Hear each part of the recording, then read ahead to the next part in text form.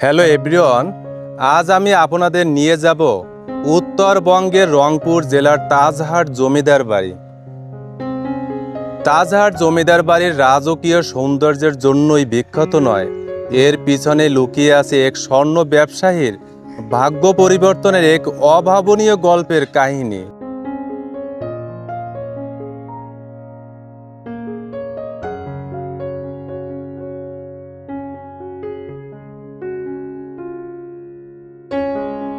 যদিও জমিদারির প্রতিষ্ঠাতা ছিলেন মান্নালাল রায়, কিন্তু আমরা আজকে যে প্রাসাদটি দেখছি সেটি নির্মাণের স্বপ্ন দেখেছিলেন তার বংশধর মহারাজা কুমার গোপাললাল রায়। 1908 সালে এর নির্মাণ কাজ শুরু হয়। 1917 সালে রাজপ্রাসাদের নির্মাণ কাজ সম্পন্ন হয় এবং প্রায় 2000 কারিগরের 10 বছর সময় লেগেছিল। সেই সময় এই প্রাসাদটি নির্মাণ করতে খরচ হয়েছিল প্রায় 1.5 কোটি টাকা, যা আজকের দিনে এক অবিশ্বাস্য পরিমাণ অর্থ।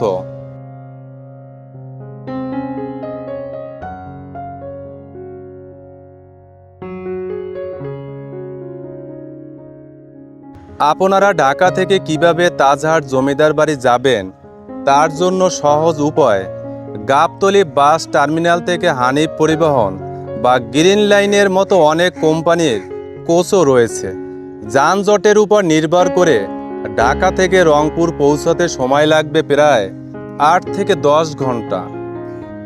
রংপুর বাস টার্মিনালে নামার পর তাজহাট জমিদার বাড়ি যাওয়ার খুবই সহজ। একটা রিক্সা বা অটোরিক্সা নিলেই 20 থেকে 30 টাকার মধ্যে আপনাকে পৌঁছে দেবে রাজবাড়ির গেটে।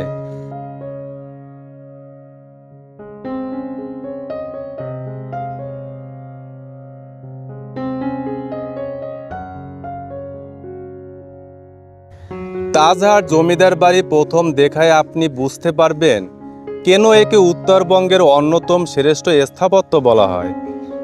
এই বিশাল প্রাসাদটি যেন আপনাকে স্বাগত জানানোর জন্য শতবর্ষ ধরে দাঁড়িয়ে আছে। অনেক দর্শনার্থীরা তাজহাট জমিদার বাড়ি দেখতে এসে ঢাকার আহসান মঞ্জিলের সাথে এর একটা মিল খুঁজে পায়। এই রাজপ্রাসাদের ভিতরে ছোট বড় মিলিয়ে মোট 22টি কক্ষ আছে।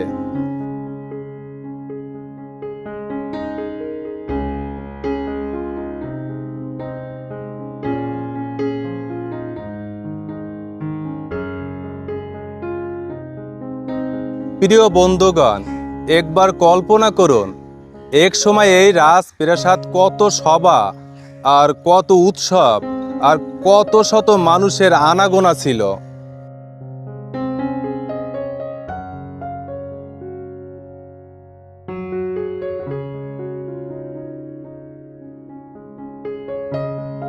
প্রাসাদের সামনে রয়েছে পুকুর, যা তাজহাট জমিদার বাড়ির অভিজাত্যের বহিঃপ্রকাশ।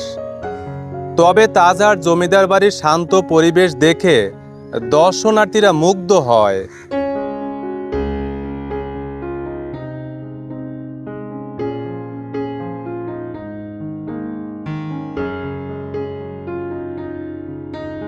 ফুলের বাগান জুড়ে রয়েছে সারি সারি কামিনী, মেহগনি, আম এবং কাঁঠাল গাছের ছায়া ঘেরা পরিবেশ।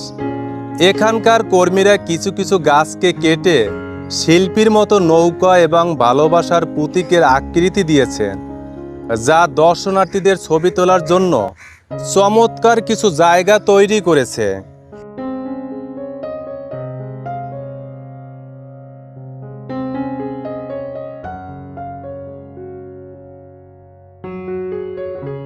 যদি আমার ভিডিওটি ভালো লেগে থাকে লাইক, কমেন্ট, শেয়ার করবেন। পরবর্তী ভিডিও দেখার জন্য বেল বাটনে ক্লিক করুন এবং এই চ্যানেলটিকে সাবস্ক্রাইব করে আমার পাশে থাকুন।